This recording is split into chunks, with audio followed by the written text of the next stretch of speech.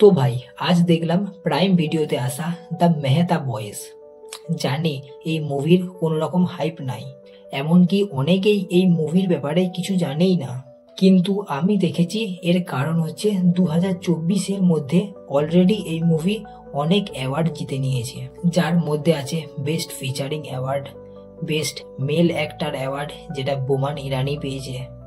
এছাড়াও এই মুভিটা বোমান ইরানি নিজেই লিখেছে আবার নিজেই ডিরেক্ট করেছে, আর এটাই বোমান ইরানির প্রথম ফিল্ম যেটা সে নিজেই ডিরেক্ট করেছে। আর সত্যি বলতে দারুণ কাজ করেছে বোমান ইরানি, দেখে বোঝা যাচ্ছে তার ফিল্ম সম্বন্ধে যথেষ্ট জ্ঞান আছে। মুভির ডিউরেশন মাত্র 1 ঘন্টা 58 মিনিটের, তো খুব একটা বেশি বড়ও নয়। স্টোরি হলো এক বাবা ছেলের। বাবা মানে বোমান ইরানিকে কোনো একটা সিচুয়েশনের কারণে তার ছেলে অবিনাশ তিওয়ারির সাথে পুরো 48 ঘন্টা কাটাতে হয়, যদিও বা তার কোনো রকম ইচ্ছে সেটা ছিল না। এরপরে এই 48 ঘন্টাতেই কি ঘটনা ঘটবে সেটা নিয়েই হচ্ছে এই মুভিটা। আর সত্যি বলতে মুভিটা পুরো ড্যাম সুপার।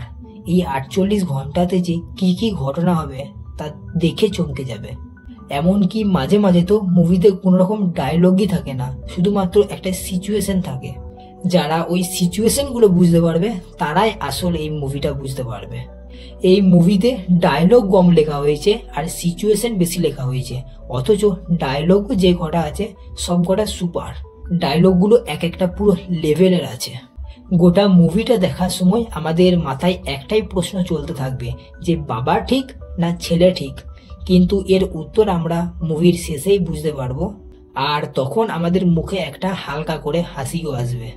গোটা মুভিটা সুপার। হয়তো অনেকে বুঝতে পারবে না, তবে যারা বুঝতে পারবে তারাই জানবে যে মুভিটা কি। তবে এই মুভিটা যেরকম লেখা হয়েছে, যেরকম এর ন্যারেশন দেওয়া হয়েছে, আর যেভাবে এর প্রেজেন্টেশন করানো হয়েছে পুরো সুপার। আর অ্যাক্টিং এর কথা তো বাদই দিচ্ছি, যেমন বোমান ইরানির অ্যাক্টিং ঠিক তেমনই অবিনাশ তিওয়ারির অ্যাক্টিং। অসাম ভাই। ওভারঅল বলবো মুভি একদম টপ নচ লেভেলের। এরকম মুভি খুব কমই দেখা যায়, তো ওভারঅল দেখে একে আমি দেবো 4 আউট অফ 5 স্টার। আবার দেখা হচ্ছে নেক্সট ভিডিওতে।